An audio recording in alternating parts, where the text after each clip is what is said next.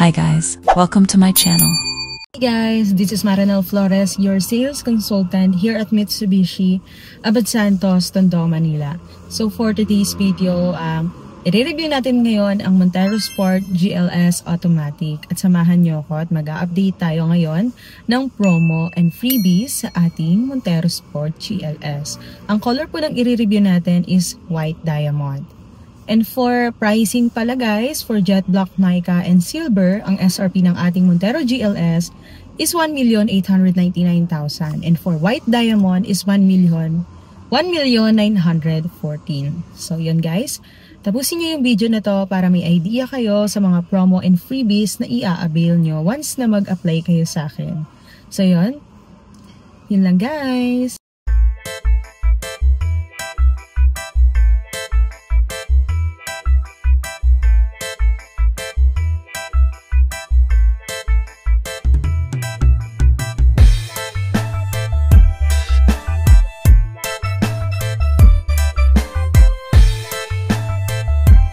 This is the Montero Sport GLS Automatic. Let's start with our front grille. May dynamic shield grille design yung Montero Sport, malawak yung frame niya, nakasplit yung element sa taas at sa sides para magmukhang mas may presence. And more aggressive insert sa 2025 refresh model, meron siyang new grille insert na mas aggressive ang itsura kumpara sa lumang variant. And it has a illuminated grille para sa higher variants tulad ng GLS pataas. Sa GLS hanggang Black Series, nagkaroon na ng illuminated front grille na umiilaw yung grille bilang isa sa distinguished features. Black and gloss black accent para sa Black Series. And our GLS variant is chrome para sa mas mababa o gitnang variant ng ating Montero. So merong camera dito sa ating front grille, which is ito yung ating multi-around monitor.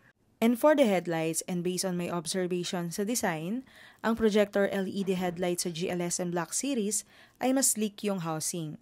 Malakas yung ilaw, may mas malinaw na beam pattern kumpara sa halogen. Sa mga top trims, maganda yung pagkakadesign na may smoke or darker accent sa headlight housing, nakakatulong sa overall aesthetics. Yung ilaw sa gabi o madilim na mga kalsada ay mas maganda yung performance ng LED projector, lalo na sa layo at distribution ng ilaw. Lahat ng variants ng 2025 Montero Sport dito sa Pilipinas ay gumagamit ng 18-inch rims na may 265 by 60 o R18 na gulong. Ang distinction sa look ay sa finish. Sa GLX and GLS ay silver alloy wheels and sa Black Series ay black alloy wheels. And for the minimum ground clearance ng ating Montero is 218mm. Wading depth is 700mm. Approach angle is 30 degree, departure angle is 24 degree, ramp over angle is 23 degree. And for our suspensions, for the front suspension is double wishbone with coil springs plus stabilizer bar, and for the rear suspension is 3-link coil springs with stabilizer bar, and for braking is ventilated disc front and rear. And based on my observations, 218mm ground clearance is pretty good para sa mga kalsadang medyo uneven, flood-prone or off-road dito sa Pilipinas. May kakayahan siya na makawala sa mga lubak at baha nang hindi masyadong dumadampi yung ating ilalim. Wading depth is 700mm. Malaking plus ito especially sa mga lugar na madalas na baha. Hindi ibig sabihin safe lagi, pero may buffer siya para sa tubig. Ang suspension setup for the double wishbone sa harap, plus 3 coil springs sa likod, and plus stabilizer bars ay nagbibigay ng magandang balance sa ride comfort at handling. And for the side mirrors, naka-power adjustable side exterior mirrors siya. Pwedeng i-adjust gamit ang switch, naka-electric folding mirrors, at may kakayahan na mag-fold ng automatic. One of the best advantage dito sa ating side mirror is mas convenient yung power folding, especially sa mga makikitang parking o garage sa masikip. Di mo na kailangan tanggalan ng side mirror kapag nagpapasok o nagpa-parking. Turn indicator sa mirror, dagdag visibility sa mga sasakyan sa paligid mo kapag liliko o nag-change lane ka. And power adjust, makakatulong sa adjustment habang may kasama sa upuan or kapag nagbabago ang driver. So makikita nyo rin na may camera dito sa ilalim ng ating side mirror. Ito rin yung ating part ng multi-around monitor. So ayan. Ang engine nito ay diesel, turbocharged plus MIVEC na may variable geometry turbo. Ibig sabihin, may kakayahan itong mag-adjust para sa better power delivery, lalo na sa mas mababang RPM at efficiency din kung full load o highway. 179 horsepower plus 40 Newton meter ay solid na sa torque. Maganda yung pull, lalo pag karga yung sasakyan o may pasahero. Naka 8-speed automatic sa GLS variant na magre-resulta iso sa smoother shifts kumpara sa mas murang variant na manual. Makakatulong rin sa fuel efficiency at comfort lalo na sa traffic. At dahil diesel siya, maganda sa torque bias na driving gaya ng pag-akyat ng daan, off-road o pagbaba.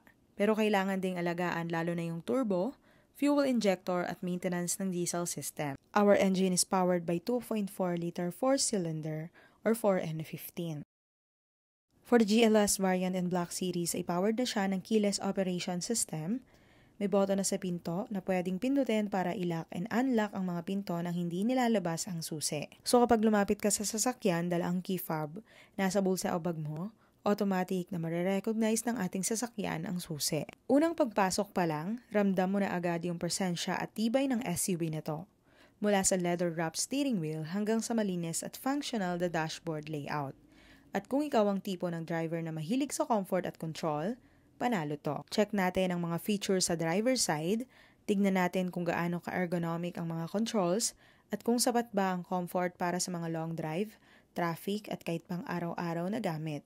Siyempre, silipin din natin ang tech features, space at mga practical na detail na importante sa isang Pinoy family SUV. Sa pinaka-comfy na feature sa mga higher trims ng ating Montero Sport ay yung 8-way power adjustable driver seats.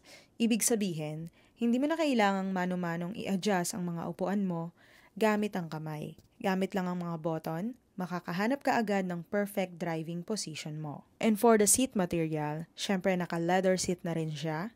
So, mas maganda yung leather dahil mas madaling linisan at hindi rin mainit sa katawan.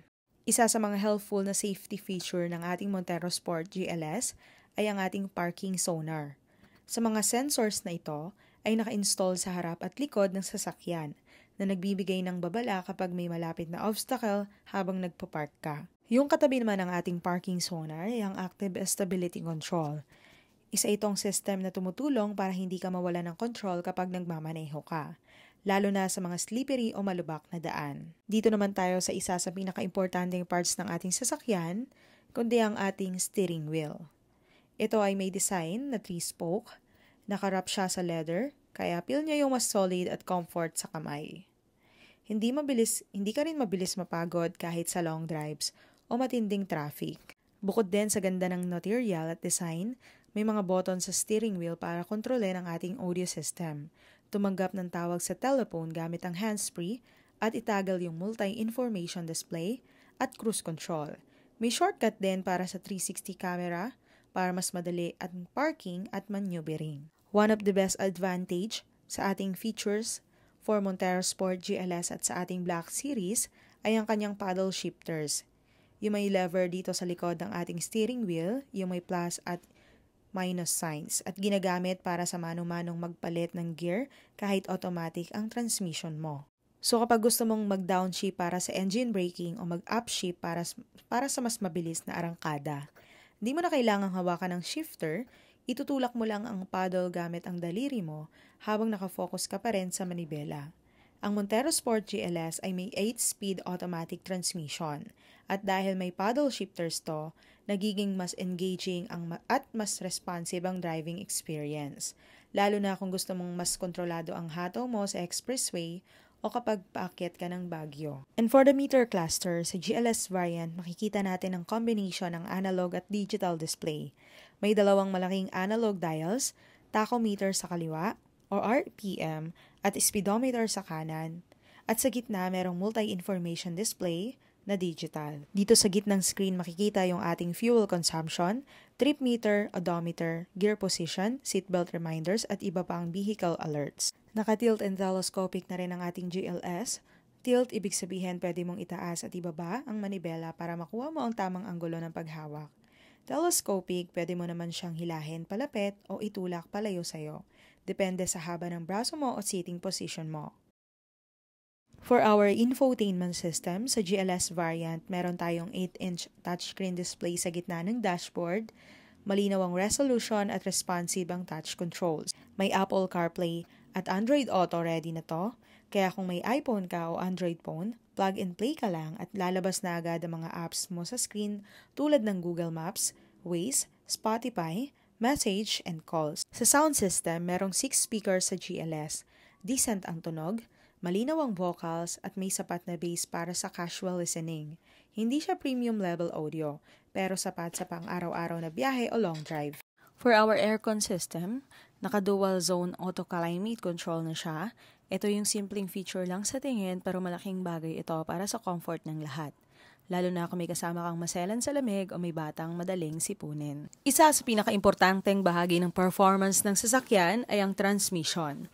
At dito sa ating Montero Sport GLS, meron itong 8-speed automatic transmission na paired sa ating 2.4-liter turbo diesel engine. Ang 8-speed automatic ibig sabihin, may 8 gear levels ang transmission para sa mas smooth na ang takbo, mas fuel efficient at mas responsive lalo na sa long drives at overtaking. Kapag mabagal ang takbo, nasa low gears siya para sa torque. Habang bumibilis ka, seamless ang shifting pataas, kaya hindi bitin ang arangkada dahil 8-speed na to. Mas mababa ang RPM sa high speeds, kaya tipid sa krudo at tahimik ang andar sa expressway. Since automatic ito, naka-electronic parking brake na siya at brake auto hold. EPB, may switch lang sa center console, pindutin mo sa taas para i-activate ang parking brake at pababa kung gusto mong i-release. For brake auto hold, kapag naka-activate ito, hindi mo na kailangan tapakan ng preno habang nakastop ka sa traffic. Habang naka-idle, kapag huminto ka at inapakan ng preno, automatic siyang maglalak. Kaya kung gusto mo ng dagdag na comfort at less stress sa pagdadrive, panalo talaga ang combo ng EPB at brake auto hold dito sa Montero Sport GLS, modern tech at practical use. Siyempre, hindi pwedeng mawala sa isang 7-seater SUV ang maayos na aircon vents. At dito sa Montero Sport GLS, pasado sa lamig at hatak ng hangin mula sa harap hanggang sa likod. Meron siyang air vents sa second row at sa ating third row. So, hindi lahat ng SUV sa segment na to, meron ito. Kaya panalo si Montero. Even yung mga nasa pinakadulo, hindi mabibitan sa lamig, kaya komportable pa rin kahit puno yung sakay. Dito sa ating second row seats, kung mas kailangan mo ng space, pwede mo ring i-fold forward ang second row. For the 60-40 split, kapag nakaplat lahat, halos parang mini cargo van ang nasa loob. Kasya ang bike, small furniture o mga gamit pang negosyo. So, kung trip mo namang mag-camping, road trip o kahit pang deliver ng product, panalo ang Montero Sport pagdating sa flexibility ng upuan at laki ng cargo area. For the cargo size estimation, approximately 1,280 liters for the third row folded, over 1,600 liters for the second row plus third row folded. Estimated values actual may vary. Dito sa ating center console box, ito yung storage compartment sa pagitan ng dalawang upuan.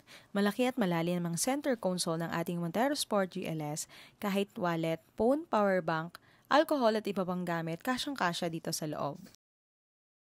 Isa sa pinakasimpleng feature na sobrang useful lalo na sa mga long drive, ang sunglass holder na nandito sa overhead console. Hindi lang din ito para sa sunglass, pwede mo rin gamitin para sa reading glass, parking cards, coins at small accessories. Dito sa ating low box, syempre lagay ng mga warranty cards, A4 size documents, so mas convenient siya dahil marami kang mailalagay dyan na mga papeles. Ito naman yung ating sun visors mirrors. Parehong may vanity mirror ang driver at front passenger side sun mirrors. Sa GLS variant, may takip yung salamin at may ilaw na rin yan. Pwede mo ring i-flip ito sa gilid para sa glare protection kapag nasa side ang araw. Basic pero functional lalo na kapag mainit ang tanghali. So kung usapang visibility at basic convenience, pasado ang Montero Sport GLS. Malawak ang windshield view at may mga vanity mirror pa kung sakaling kailangang ayusin ang itsura bago bumaba. Ngayon, silipin naman natin ang likod ng ating Montero Sport. At isa sa pinaka-iconic na design na to ay ang taillights or rear combination lamps. Ang 2025 Montero Sport GLS ay merong LED rear combination lamps. Kaya kahit gabi o umuulan, malinaw kang makikita sa likod ng ibang sasakyan. Yung design niya, yung signature vertical drop style na LED, parang tumutulo pababa. Kilalang kilala na yan sa Montero Sport. At may ilan na nagsasabi na crying taillights ang itsura. Pero aminado tayo, unique at madaling makilala sa daan. May brake lights, signal lights at reverse lights na naka-integrate sa housing, kaya malinis at cohesive ang design. Sa GLS variant, LED na ang brake lights at park lights pero halogen ang signal at reverse lights. Kaya kung gusto mong full LED look, nasa Black Series yon. For the safety features, meron siyang dual SRS airbag, anti-lock braking systems with EVD, may EBD din o electronic brake force distribution, may active stability and traction control. Traction control naman tumutulong kapag nawawala yung grip ng gulong, may hill start assist, may parking sensors, may rear camera, may multi-around monitor, may ISOFIX child seats anchors, at hindi man ito ang top-of-the-line variant. Pero pagdating sa safety, hindi nagtipid ang Montero Sport GLS. Kaya kung comfort, performance, at peace of mind ang hanap mo, swak talaga to.